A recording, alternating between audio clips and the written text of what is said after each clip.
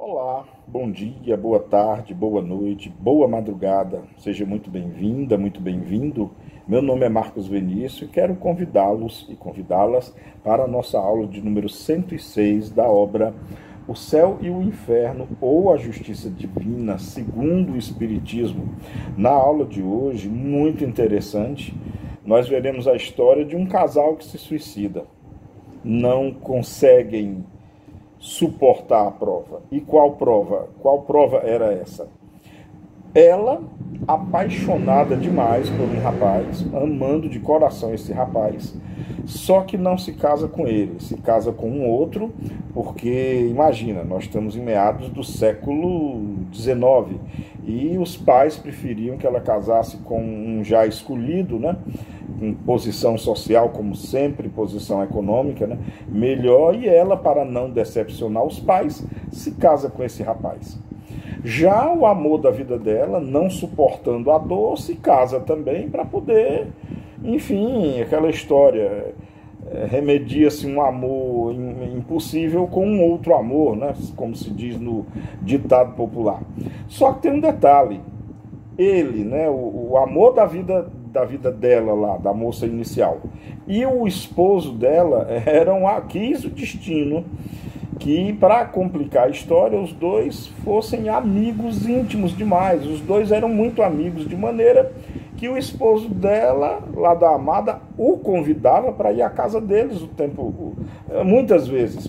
Às vezes até ele, o esposo que a família apontou, fugindo, assim, querendo fugir para ir jogar, beber fora, chamava o amigo para ficar com a esposa dele, mal sabendo que os dois se amavam muito. Bom, imaginem a tortura, e claro, não estamos aqui para julgar. Os dois não conseguem suportar a situação e tiram a própria vida. O contexto é mais ou menos esse.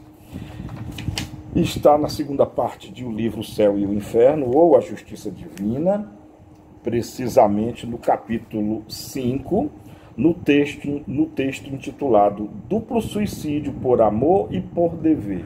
Segue-se o contexto. Um jornal do dia 13 de junho de 1862 continha o relato seguinte: a senhorita Palmar, modista, morando na casa de seus pais, era dotada de um exterior encantador, ao qual se juntava o mais amável caráter. Por isso, era ela procurada em casamento. Entre os aspirantes à sua mão, ela distinguira o senhor B, claro que aqui se omitiu os nomes, né? Que sentia por ela uma viva paixão. Embora ela mesma o amasse muito, entretanto acreditou dever, por respeito filial, render-se aos desejos de seus pais, esposando o senhor D, cuja posição social lhes parecia mais vantajosa que a de seu rival. Os senhores B e D eram amigos íntimos, vejam só, embora não tivessem juntos nenhuma relação de interesse, eles não cessavam de se verem. O amor mútuo de B e de Palmar, ou Palmeira, enfim, Palmíria, como está escrito aqui, tornada a senhora D, não se enfraquecera, ou seja, mesmo casada, o amor que ela tinha pelo senhor B não diminuíra, né? E como se esforçavam por cumpri-lo, ele aumentava em razão mesmo da violência que se lhe fazia. Ou seja, você tentar resistir àquele amor, àquele sentimento, mas cada vez mais próximos, mais ficava insuportável.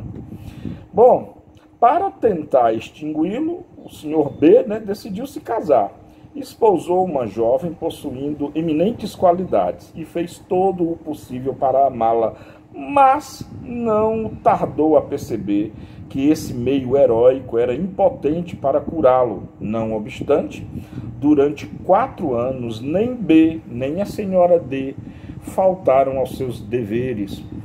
O que sofreram não se poderia expressar, porque D, que amava verdadeiramente o seu amigo, atraía-o sempre para a sua casa e, quando queria fugir, constrangia-o a permanecer. Tipo assim, amigo, fica aqui com a minha esposa, faz companhia para ela, que eu tenho que ir ali. Aí ele escapava, dava as escapadelas dele e o amigo, que era o amor da vida dela e vice-versa, ficava junto com ela, como eu falei anteriormente. Pense na situação. Os dois amantes, aproximados um dia por uma circunstância fortuita que não procuraram, se informaram do estado de sua alma e concordaram em pensar que a morte era o único remédio para os males que sofriam. Resolveram morrer juntos e executarem o seu projeto no dia seguinte, devendo o senhor D estar ausente de seu domicílio uma grande parte do dia. Depois dos últimos preparativos, escreveram uma longa e tocante carta explicando a causa de morte, que se deram para não faltarem aos seus deveres. Terminavam pedindo perdão e rogando estarem reunidos no mesmo túmulo. Quando o senhor D voltou, encontrou-os asfixiados. Ele respeitou o seu último desejo e quis que no cemitério não estivessem separados. Tendo o fato sido proposto na Sociedade de Paris como objeto de estudo, um espírito respondeu: os dois amantes que se suicidaram não podem ainda responder-vos. Eu os vejo. Estão mergulhados na perturbação e amedrontados pelo sopro da eternidade, ou seja, a consciência de que aquela agonia será eterna. As consequências morais de sua falta puni-los-á durante migrações sucessivas, onde suas almas separadas procurar-se-ão sem cessar e sofrerão o duplo suplício do pressentimento e do desejo. Cumprida a expiação, estarão reunidos para sempre no seio do amor eterno. Em 8 dias, na vossa próxima sessão, podereis evocá-los. Eles virão, mas não se verão. Uma noite profunda, por muito tempo, os esconderá um ao outro. Então veja bem que a consequência do ato deles, é claro que eles não estarão juntos por muito tempo. Terão o tormento de estar ali como que lado a lado, mas sem ver um ao outro. Terão muitas encarnações onde se buscarão e não se encontrarão. Que tormento, né? Que triste. Bom, foi feita a evocação da mulher. Vedes o vosso amante com o qual vos suicidastes? A resposta dela: eu não vejo nada, não vejo mesmo os espíritos que vagueiam comigo na morada onde estou. Que noite, e que véu espesso sobre a minha vista. Interessante, né? Ela não via nada e achava que havia uma espécie de anteparo na vista dela. Segunda pergunta: que sensação experimentastes quando despertastes depois de vossa morte? Resposta: sensação estranha. Eu tinha frio e eu queimava. O gelo corria em minhas veias e o fogo estava na minha fronte. Coisa estranha, mistura inaudita. O gelo e o fogo parecendo me constranger. Pensei que iria sucumbir por uma segunda vez. Terceira pergunta: sentes uma dor física? Resposta: todo o meu sofrimento lá está. E lá, o que a senhora quer dizer com esse lá e lá? E ela: lá no meu cérebro, lá no meu coração. Aí há uma nota da sociedade: é provável que se pudesse ver o espírito, tê-lo-ia visto levando a mão à sua fronte e ao seu coração. Vem a quarta pergunta: credes que estarei sempre nessa situação? Resposta: oh, sempre, sempre. Por vezes ouço risos infernais e vozes apavorantes que me uivam essas palavras: sempre será assim. Quinta questão: pois bem, podemos vos dizer com toda a segurança que não o será sempre assim. Em vos arrependendo, obtereis o vosso perdão. A resposta dela: que disseste? Não ouço. E a sexta pergunta, que é uma insistência, na verdade: eu vos repito que os vossos sofrimentos terão um fim, que podereis apressar com o vosso arrependimento, e nisso vos ajudaremos pela prece. Olha só, mais uma vez o concurso da prece. Resposta: não ouvi senão uma palavra e vagos sons. Essas palavras é graça que quiseste falar? Falastes de graça? Sem dúvida, é a alma que passa ao meu lado, pobre criança que chora e que espera. Ela viu essas palavras, graças te desejamos, e ela viu como se o espírito, a alma de uma criança passasse pelo lado dela. Tem uma nota da Sociedade Espírita, né, de Estudos, que escreve o seguinte: uma senhora da sociedade disse que acaba de distinguir uma prece a Deus para essa infortunada e que, sem dúvida, foi isso que a marcou, que, com efeito, mentalmente implorara para ela a graça de Deus. Aí vem a sétima indagação, o diálogo, né? Dissestes que estais nas trevas, é porque não vedes?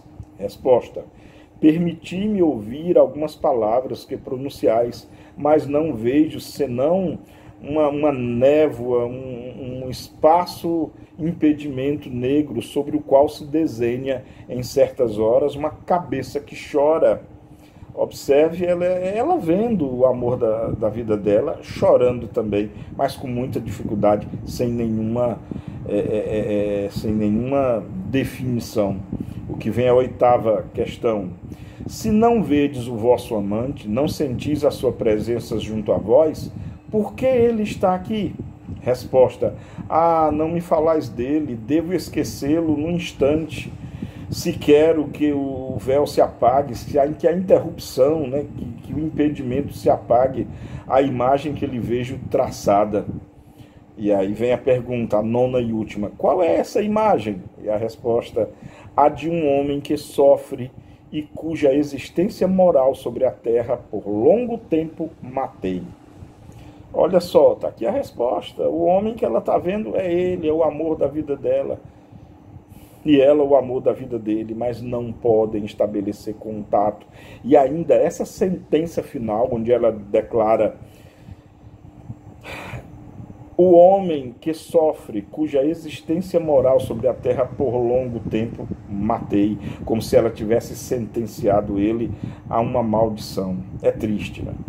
Bom, aí tem uma nota da Sociedade, eu vou ler o segundo parágrafo, fica como tarefa de casa, vocês leem na íntegra, né, para o vídeo não ficar muito longo. O segundo parágrafo, que é mais contundente, é uma nota de Allan Kardec, que ele escreve o seguinte: a pena dos dois culpados, como se vê, consistirá em se procurarem por muito tempo sem se reencontrarem, seja no mundo dos espíritos, seja em outras reencarnações terrestres.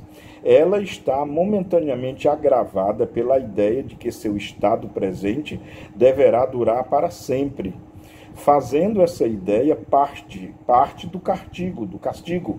Não lhes foi permitido ouvir as palavras de esperança que lhes foram dirigidas. Aqueles que achariam essa pena bem terrível e bem longa, sobretudo se ela não deva cessar senão depois de algumas reencarnações, diremos que a sua duração não é absoluta e que dependerá da maneira como suportarão as suas provas futuras, no que se pode ajudá-los pela prece. Eles serão, como todos os espíritos culpados, os árbitros de seu próprio destino. Entretanto, se não vale ainda mais que a danação eterna, sem esperança, à qual estão irrevogavelmente condenados, segundo a doutrina da Igreja, que os considera de tal modo devotados para sempre ao inferno, que eles recusou as últimas preces, sem dúvida como inúteis. É aqui porque é terrível a situação deles, né? Dois amantes, gente. Duas almas que se amam verdadeiramente e realmente foram condenadas a muitas encarnações sem se verem, mesmo buscando um ao outro. Há quem possa dizer, é terrível. É terrível sim. Mas Kardec nos lembra que, primeiro, Depende unicamente dos dois abreviar essas muitas encarnações. Depende muito dos dois abreviarem, e é possível abreviar sim. E outra, é bem melhor até do que a pena eterna.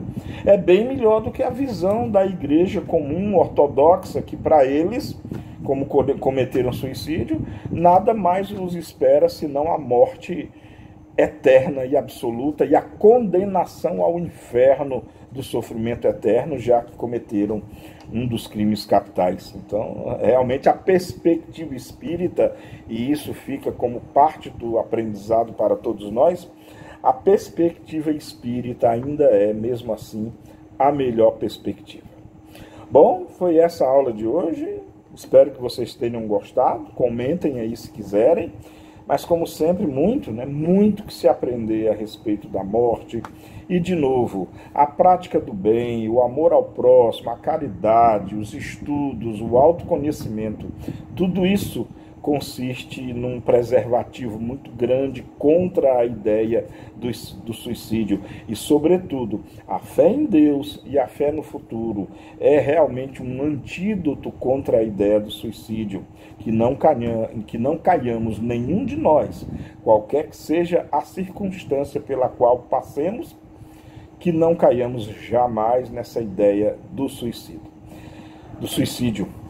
Era essa a aula de hoje, espero que vocês tenham gostado. Amemo-nos como Jesus nos amou, isso é o que mais importa. Um beijo no coração de todas e todos, beijo no coração e até a próxima videoaula. Tchau!